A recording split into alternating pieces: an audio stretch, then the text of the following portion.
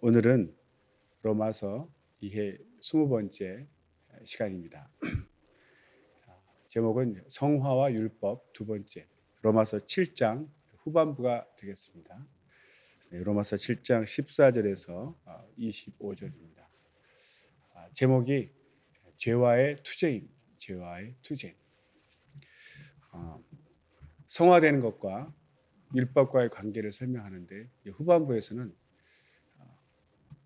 처절하게 죄와 싸우는 모습을 우리가 발견합니다. 사도 바울의 고백이 곧 우리의 고백인데, 사도 바울은 율법을, 그 거룩한 법을 지키려고 노력하면 노력할수록 지켜지지 않는 자신의 모습을 통해서 이 육신은 정말 죄가 있구나, 그리고 하나님의 법은 정말 내가 지킬 수 없는, 내 밖에 있는 정말 하나님의 거룩한 법이지 결코 나는 그 법을 지킬 수 없구나라는 것을 깨닫게 됩니다. 그래서 자기가 원하는 바는 행치 아니하고 원치 않는 것을 행하게 되는 자신의 모습을 통해서 심한 절망과 탄식을 하게 되는데, 결국 그것이 내 속에 거하는 죄라는 것을 인정하게 되는 것이죠.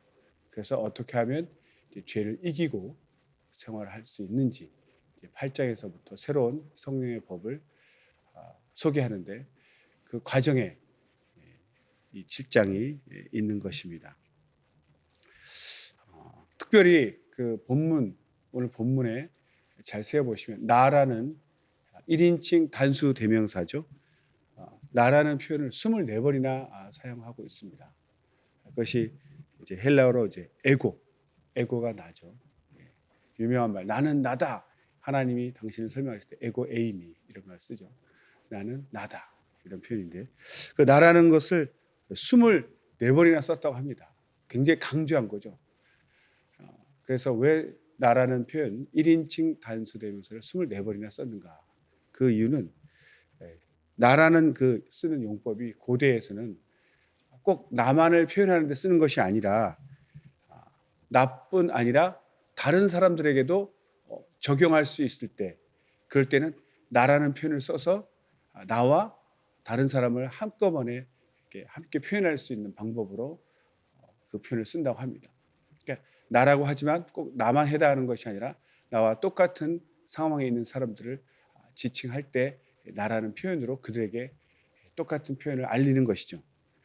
그런 수사학적 용법입니다. 그래서 사도 바울은 하나님의 말씀을 주체적으로, 하나님 말씀 주체적으로 자기 인격이 만나는 것이 중요하고, 그로 인해서 자신이 겪고 있는 모든 갈등들, 이미 자기는 예수 그리스도와 함께 육신이 죽었다고 선언했는데도 불구하고 현실에서는 계속 죄를 짓고 죄에 무너지는 그런 갈등을 겪고 있는 다른 모든 성도들에게도 동일한 그 고통을 겪고 있는, 갈등을 겪고 있는 성도들의 어떤 마음을 표현하기 위해서 나라는 표현을 계속 24번씩 썼다고 합니다. 이렇게 항상 처음에 이렇게 줄거리적인 얘기를 이렇게 하지만, 영화를 봐도 어떤 이렇게 보면은 그 요약본이 나오지 않습니까? 줄거리. 근데 그 줄거리를 이렇게 소개하면서 영화의 참맛은 직접 원본을 보시기 바랍니다, 이렇게 해설자가 설명을 하더라고요. 그 말이 맞다는 생각이 듭니다. 이렇게 전체적인 얘기를 들으면 로마서가 무슨 얘기를 하는구나, 7장이 또 무슨 얘기를 하는구나, 우리가 이렇게 대략적인 내용을 알지만 그 사도 바울의 절절한 마음은 그 한 절 한 절 또 이렇게 깊이 음미하고 또 살펴볼 때 그 뜻을 깊이 알 수 있다고 생각합니다. 그래서 전체적인 윤곽도 빨리 알아야 되겠지만 그 깊은 의미는 또 한 절 한 절 우리가 공부를 해야 되겠죠. 오늘 14절부터 합니다. 14절 읽겠습니다. 우리가 율법은 신령한 줄 알거니와 나는 육신에 속하여 죄 아래 팔렸도다. 네. 율법은 신령한 줄 알거니와 나는 육신에 속하여 죄 아래 팔렸도다. 대조되는 문장이 한 문장에 남아 있습니다. 내용이. 그러니까 율법이 신령하다는 것은 그 율법의 기원이 하나님께로부터 왔기 때문에 그렇죠. 하나님이 만드시고 또 하나님의 속성을 나타내는 법이기 때문에 당연히 이제 신령합니다. 거기에 반대되는 것이 이제 육신이죠. 저번 시간에 말씀드렸지만 항상 이 푸뉴마와 삭스를 이렇게 구분해서 쓴다고 그랬죠. 푸뉴마는 이제 영적인 것, 신령한 것 얘기할 때 쓰는 단어고, 삭스는 그 죄 짓는, 죄 아래 죄를 이길 수 없는 죄의 노예가 되는 연약한 육신을 얘기할 때 이제 사르크스 또는 삭스라고 얘기합니다. 그런 것처럼 여기 율법은 신령한 줄, 이 신령한이라는 단어가 있고 그 뒤에 그런데 나는 육신에 속하여 죄 아래 팔렸다. 육신에 속했다는 말이 나오는데 그게 이제 헬라 원어로 보면 신령한은 이제 푸니마티코스고 그 다음에 육신에 속했다. 이것은 이제 세상적이고 육적이다 표현할 때는 이제 사르키노스라는 단어를 씁니다. 그러니까 푸니마티코스와 사르키노스는 또 이게 대조적인 거죠. 한쪽은 신령하다. 푸니마티코스는 신령하다. 그리고 사르키노스는 육적이다, 세속적이다 이런 표현이거든요. 그러니까 어원을 보면은 당연히 이제 푸니마티코스는 푸니마에서 나왔고 사르키노스는 이제 사르크스에서 나온 거죠. 그러니까 율법은 이제 신령하다. 푸니마티코스하고 나는 그런데 육신에 속해서 즉 세속적인 그런 정욕적인 육적인 속했다. 사르키노스 이런 단어를 씁니다. 그런데 이 율법의 약점이 뭐냐? 율법은 하나님의 신령함을 나타내지만 그 사람으로 하여금 온전케 하는 능력이 없다는 것입니다. 이제 결과론적으로 나오지만 성령께서는 우리에게 능력을 주셔서 거룩한 법을 지킬 수 있도록 거룩한 삶을 살 수 있도록 우리의 마음과 생각을 지배하고 다스리는 그런 능력이 있으신 분이시지만 율법은 그냥 법이죠. 그런데 이 법은 하나님의 신령함을 나타내서 우리로 하여금 우리가 죄인이구나, 신령치 못하구나를 비교해서 깨닫게 하는 기능은 하지만 그 깨달음을 통해서 우리가 신령하고자 할 때 신령하게 살 수 있는 능력은 줄 수 없습니다. 그것이 율법의 약점이죠. 우리를 온전한 삶, 신령한 삶을 살 수 없게 하는, 살 수 있는 능력을 주지 못하는 그것이 바로 율법의 약점입니다. 신령하지만 우리를 신령케 만들 수 없는 그런 약점을 갖고 있죠. 그래서 우리가 이제 육신에 속한 자라는 표현을 많이 써요. 육신에 속했다. 육신에 속했다. 육신이 무엇이냐? 죄에 저항할 수 없는, 죄에 저항력이 없는, 죄가 지배하고 유혹하면 그냥 무참히 넘어지고 유혹받는 그런 연약한 육체를 가르칠 때 우리는 육신이란 표현을 씁니다. 육신에 속한 자. 그리고 끝에 이제 죄 아래 팔렸도다 이런 표현을 쓰죠. 근데 죄 아래 팔렸도라고 말하지만 그 직전에 보면 죄에게서 해방되었다 이런 표현이 있지 않습니까? 죄에서 해방됐는데 또 죄 아래 팔렸다 이런 반대 표현을 씁니다. 그러니까 실제적으로 우리는 죄에서 해방됐지만 현실적으로는 여전히 이 육신 때문에 악에게 져서 죄에 팔렸다 이런 표현을 쓰는데 죄를 짓는 이 두 속성을 갖고 있다는 것을 현실에서는 인정해야 된다는 거죠. 이것을 인정하지 못하면 7장을 제대로 이해할 수가 없습니다. 사도 바울은 몸소 체험하고 있는 것을 그대로 나라는 표현을 써서 우리 똑같은 체험하고 있는 갈등하고 있는 인간들을 대신해서 설명하고 있는 것이죠. 그래서 우리는 항상 죄에서 해방된 신분과 여전히 또 죄 아래 팔린 두 신분을 동시에 지니고 있다. 이렇게 되겠습니다. 15절 읽겠습니다. 15절. 나의 행하는 것을 내가 알지 못하노니 곧 원하는 이것은 행하지 아니하고 도리어 미워하는 그것을 함이라. 계속해서 그 표현하고 있죠. 나의 행하는 것을 내가 알지 못한다. 이런 표현이 있는데 이것을 또 잘못 해석해서 내가 지금 뭘 하는지를 모르겠다. 이런 뜻이 아니죠. 내가 뭘 하는지를 모르겠다. 이런 뜻이 아니고 내가 왜 이런 일을 하는지 모르겠다. 이런 뜻이죠. 이게 잘못된 걸 아는데 왜 내가 이렇게 살아야 되는 거지? 내가 왜 이런 일을 해야 되는 거지? 그것을 자신의 행위에 대해서 이해할 수 없다. 이런 뜻입니다. 무엇을 하는지 모르겠다 이런 뜻이 아니고 내가 왜 이런 죄를 짓고 있는지 내 자신을 이해할 수 없다 이런 뜻이 되겠습니다. 그래서 우리가 알면 되겠습니다. 다음 16절 읽겠습니다. 만일 내가 원치 아니하는 그것을 하면 내가 이로 율법에 선한 것을 시인하노니. 예, 그렇죠. 내가 원하는 율법과 반대되는 일을 할 때 그걸 통해서 율법은 정말 거룩하구나, 선하구나, 내가 지킬 수 없구나 그것을 깨닫게 된다는 것입니다. 그래서 율법에 대해서 우리가 얘기할 때 정말 하나님으로부터 나와서 거룩한 법이다 우리가 얘기했죠. 그래서 율법은 인간 스스로의 힘과 능력으로 지켜질 수 없는 법이다.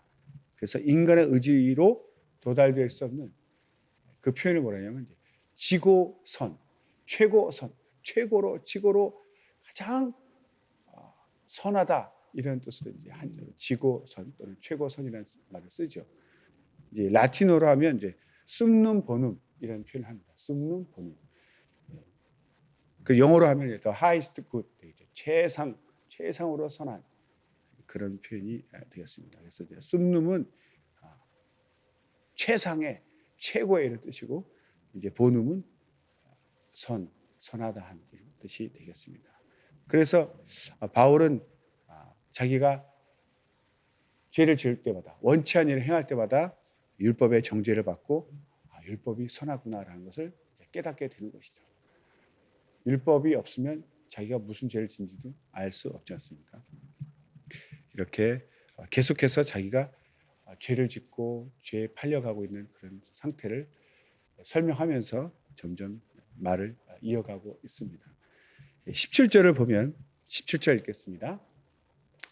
이제는 이것을 행하는 자가 내가 아니요 내 속에 거하는 죄니라. 네. 자기가 원하는 바를 행치 아니하고 원치 않는 바를 행하고 있다는 거죠. 그것이 바로 죄인 아닙니까? 그래서 내 속에 죄가 있구나. 이것이 바로 죄구나. 이렇게 구분하게 되는 것입니다. 그래서 자기 안에 죄가 있다. 내 안에 죄가 있다는 것을 알게 됩니다. 그렇다고 해서 이건 죄가 짓는 거지 내가 하는 것이 아니다. 이렇게 책임을 회피하는 것은 절대 아닙니다. 결국 죄도 내 안에 있는 것이기 때문에 죄를 짓는 것이 내 안에서 나오기 때문에 결국 죄 지은 나는 책임을 내가 지게 되는 거죠. 형벌을 내가 받게 되는 것입니다.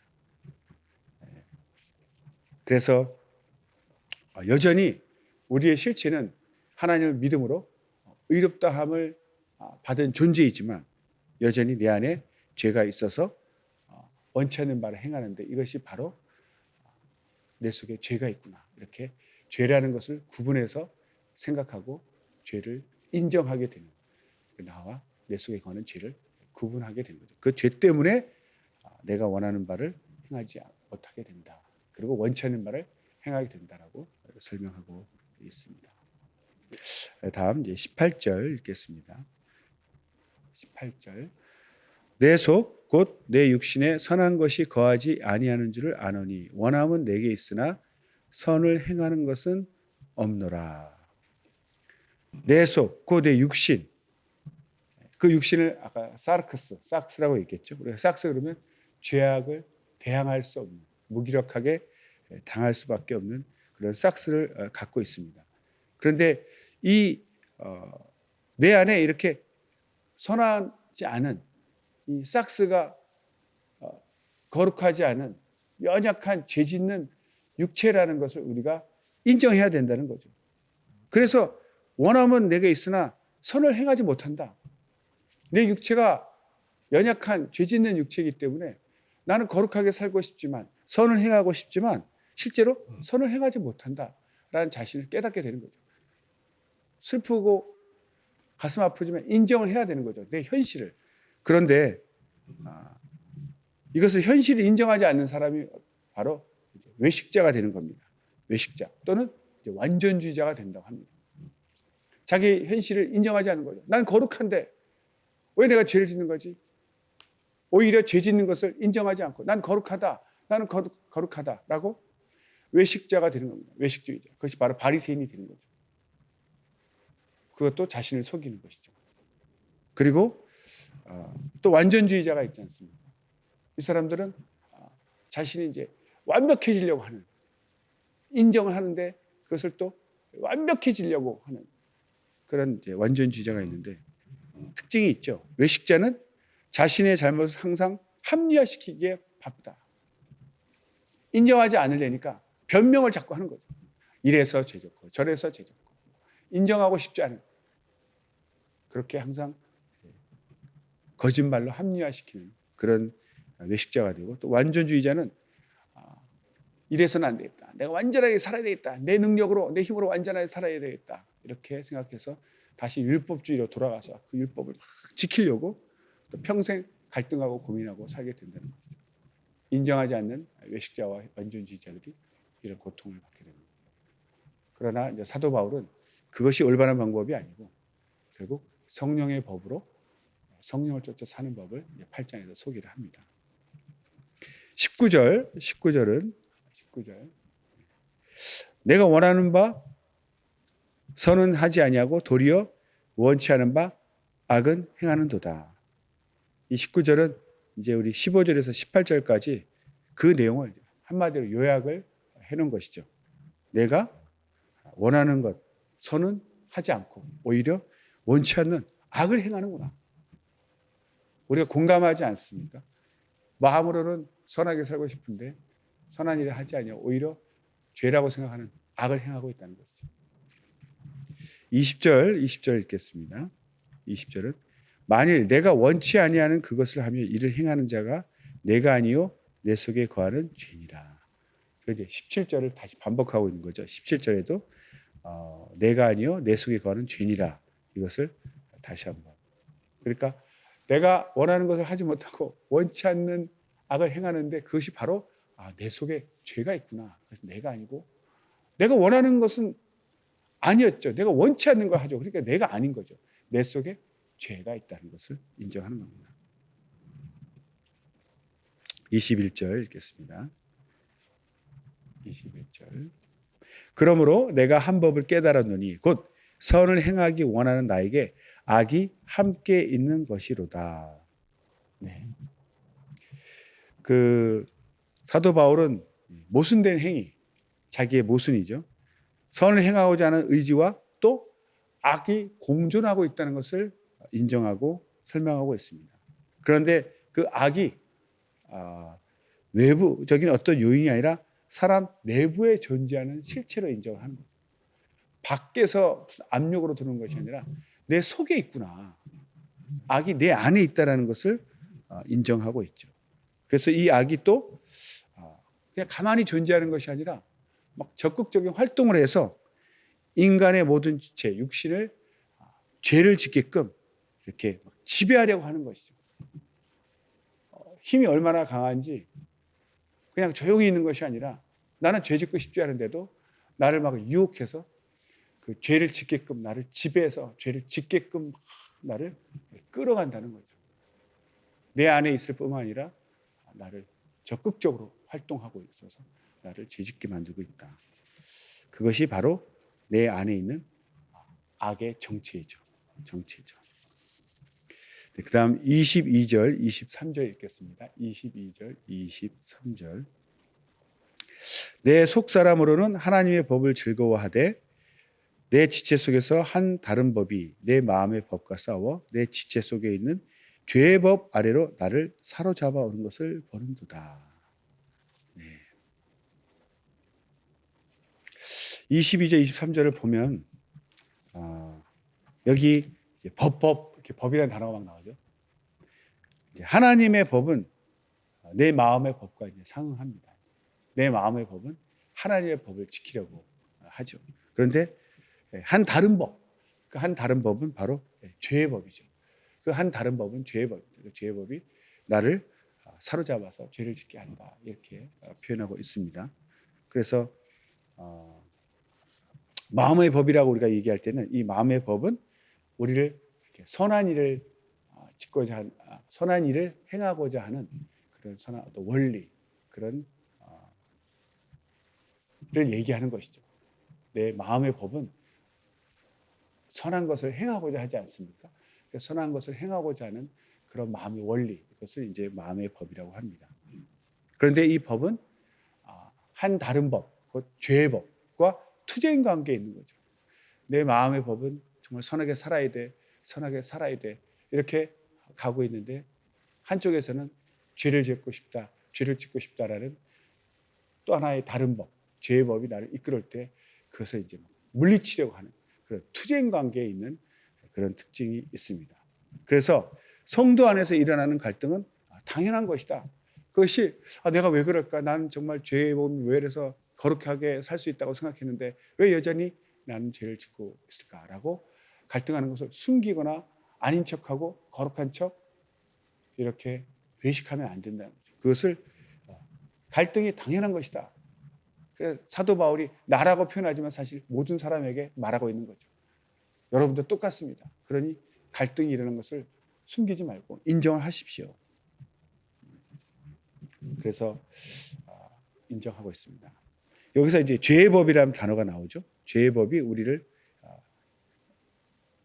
사로잡는다 되어 있는데 이 죄의 법을 특별히 어떤 명문화된 율법처럼 이렇게 문장으로 새겨진 어떤 그런 죄의 법이 있는 것은 아니죠. 오직 율법만이 이렇게 하나님이 이렇게 문장으로 이렇게 새겨진 명문화된 법 이렇게 얘기하죠. 그렇지 않습니다. 죄의 법은 그냥 죄가 역사하는 원리, 그 내 마음의 법과 비슷한 거죠. 내 마음의 법도 사실 무슨 법전처럼 이렇게 기록된 written code라고 하죠. 이렇게 기록된 그런 법이 아니죠. 내 마음의 법도. 선하게 살고자 하는 원리를 법이라고 표현한 것처럼 투쟁 관계에 있는 죄의 법도 다른 법, 이 죄의 법도 율법같이 명문화되지 않았습니다. 그냥 죄를 짓고 싶은 원리, 그런 어떤 힘을 얘기하는 거죠. 오직 명문화된 법은 율법밖에 없는 것이죠. 하나님의 법. 그런데 이렇게 죄의 법을 실제적으로 이 죄의 법이 어떤 것이냐? 하나님의 법을 어기고 성도를 죄의 노예로 만들며 이것이 바로 성도가 겪는 삶의 실상이죠. 죄가 그렇게 역사를 한다는 것입니다. 이렇게 갈등하고 두 법이 나를 마음의 법과 죄의 법이 투쟁 관계에 있는 그런 갈등 관계를 왜 그렇게 자세하게 설명하는가? 그 이유는 첫 번째, 성도 자신이 현실에서 죄에 사로잡혀 있는 존재임을 깨닫게 한다. 인정하라는 거죠. 현실에서는 죄에 사로잡혀 있는 존재다. 죄를 여전히 지을 수밖에 없다. 두 번째는 이런 비참한 현실 가운데 성도로 하여금 그리스도의 구속의 은혜의 넓이와 깊이를 깨닫게 하기 위한 것이다. 우리가 연약할수록 더욱더 주님을 의지하게 되는 거죠. 내가 예수님의 구원이 없었다면 나는 멸망할 수밖에 없는 연약한 자라는 것을. 그래서 그리스도의 구속의 은혜의 넓이와 깊이를 깊이 깨닫게 하기 위해서 설명하고, 세 번째로는 성도 자신의 실존이 변화되어서 하나님의 법을 따르고자 한다는 사실을 전제한다. 이렇게 갈등하고 있지만, 죄를 지어서 갈등하고 있지만 여전히 우리 진짜 나의 실존은 변화된 자, 하나님의 법을 따르고자 거룩하게 살고자 거듭난 변화된 그 자, 하나님의 법을 따르고자 하는 그것이 바로 나의 실존, 실체다. 그래서 죄와 나를 구분해야 된다는 그런 것이죠. 24절 보겠습니다. 24절. 오호라 나는 곤고한 사람이로다. 이 사망의 몸에서 누가 나를 건져내랴. 오호라 나는 곤고한 사람이로다. 이 사망의 몸에서 누가 나를 건져내랴. 이 짧은 이 한 문장이 우리 인간의 그 슬픈 현실, 갈등하는 이 현실을 완전히 짧고 굵게 표현을 했지요. 그래서 이 문장에 대해서 많은 학자들이 이제 이런저런 해석도 하고 표현도 했지만, 존 스토트라는, 전에 제가 한번 존 스토트 책을 가지고 공부했었죠. 영국의 성공회 신학자입니다. 성공회 사제죠. 성공회는 개신교, 우리와 같은 개신교입니다. 거기에 유명한 복음주의 운동의 거장되는 존 스토트가 이런 표현을 했습니다. 그 설교 의지를 같이 읽어주시면 좋겠습니다. 불신자는 자기 의로 특정 지어지며 본절과 같이 자기 자신을 비참한 피조물로 인식하지 못한다. 성숙하지 못한 성도는 자기 확신으로 특정 지어지며 자기를 구원할 자에게 구하지도 않는다. 다만 성숙된 성도만이 자기 혐오, 자기 절망의 상태에 이르게 되며 자기 육신 안에 선한 것이 조금 더 거하지 않는 사실을 뚜렷하게 인식한다. 이 사람은 자기의 곤고함을 알아 믿음으로 구원을 위해 호소한다. 이렇게 존 스토트가 표현했습니다. 잘 이해가 가시나요? 이 3단계로 이렇게 3단계로 구분을 하고 있습니다. 이 사도 바울이 표현한 오호라 나는 곤고한 사람이로다. 이 사망의 몸에서 누가 나를 건져내랴. 이 표현은 3단계 중에 성숙된 자, 믿음의 성숙된 자가 표현할 수 있는 것이라는 거죠. 그러니까 거듭나고 성숙된 성도의 탄식하는 표현이라는 거죠. 이런 탄식을 할 수 있다는 것은 믿음이 성장한 자만이 할 수 있다는 것이죠. 그래서 이런 사람은 정말 자신 안에 조금도 선한 것이 없다. 자기 자신을 보니까 자기 혐오, self-disgust라고 되어 있죠. 자기 절망, self-despair. 그러니까 자기에 대해서 정말 나 자신은 너무나 혐오스럽고 절망스러운 존재라는 것을 깨닫고 정말 선한 것이 조금 더 거하지 않는구나. 그래서 자기의 공고함을 알고 믿음으로 하나님께 나아가서 자기를 구원할 자에게 나를 구원해 달라고 구원자에게 구원을 호소하는 그런 단계라는 거죠. 자기 실존을 완전히 안 사람. 그래서 자기 자신을 모습을 보고 탄식하는 것이죠. 이것이 죄를 깨달은 성숙한 믿음을 가진 자가 이런 고백을 한다는 것이죠.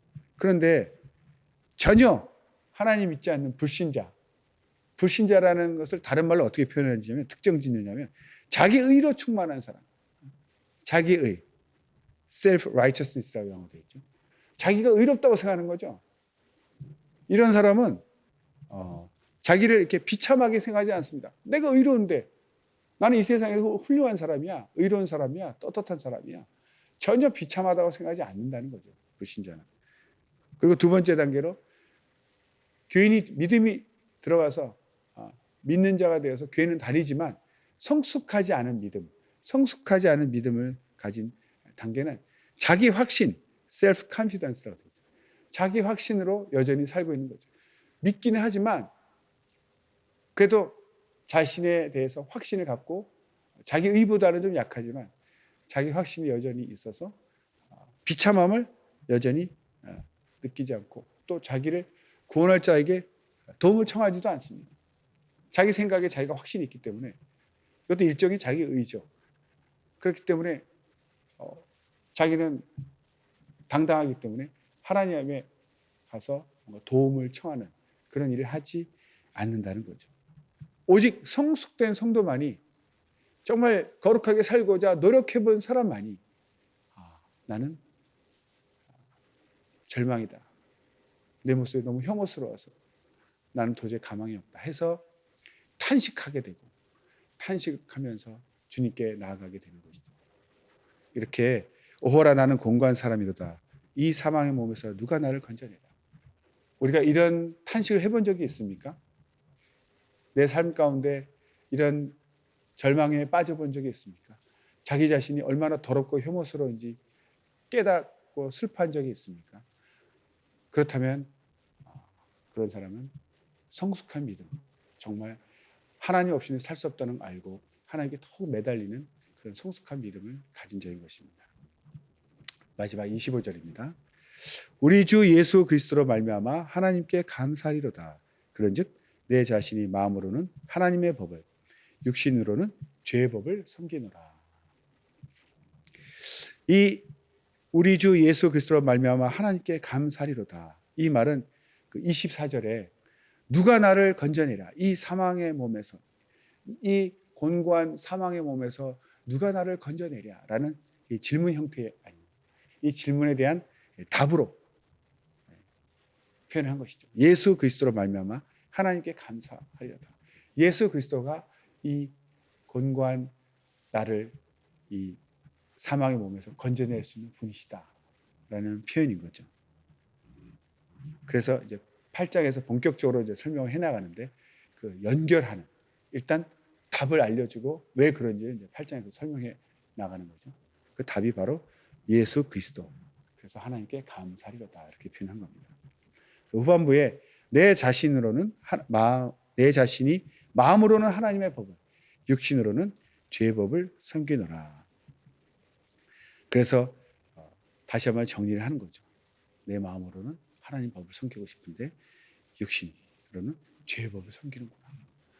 그래서 결국 그 갈등 가운데 있는 현실, 죄와 투쟁하고 있는 현실을 표현하고 있습니다. 그렇게 어떻게 이것을 극복하고 나아가는가에 대해서 다음 주 8장에서 본격적으로 설명을 하겠습니다. 그래서 정말 로마서가 이 신약 복음의 진수라면 그 또 로마서 안에서도 그 8장이 가장 중요한 장이라고 합니다. 많이 기도하시고 미리 읽고 또 함께 나누면 감사하겠습니다. 오늘은 여기까지 하겠습니다. 기도하겠습니다.